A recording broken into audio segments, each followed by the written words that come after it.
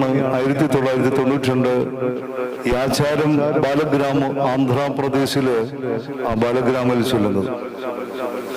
ആ ചെല്ലുന്ന അവസരത്തിലാണ് മനസ്സിലാക്കുവാൻ സാധിച്ചത് കുഷ്ഠരോഗികളുടെ ജീവിതത്തിൻ്റെതായ പ്രയാസങ്ങള്, ബുദ്ധിമുട്ടുകള്.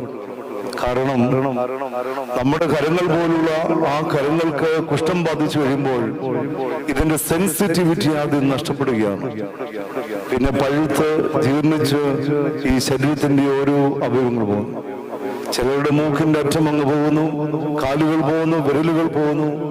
അങ്ങനെ ശരീരത്തിൽ കുഷ്ഠം ബാധിച്ച് ജീർണിതമായി ആ ജീർണിക്കപ്പെട്ടിരിക്കുന്ന പഴുത്ത് ഒലിക്കുന്നതായ ആ മൂക്കിൽ കൂടെ പുഴുക്കളൊക്കെ ഇങ്ങനെ ചാടി അങ്ങനെ ആകെ അവർ വല്ലാണ്ട് കഷ്ടപ്പെടും. അതുകൊണ്ട് ഇൻഫെക്ഷ്യസ് ഡിസീസായി പകരുന്ന രോഗമായതുകൊണ്ട് കുഷ്ഠരോഗി ആ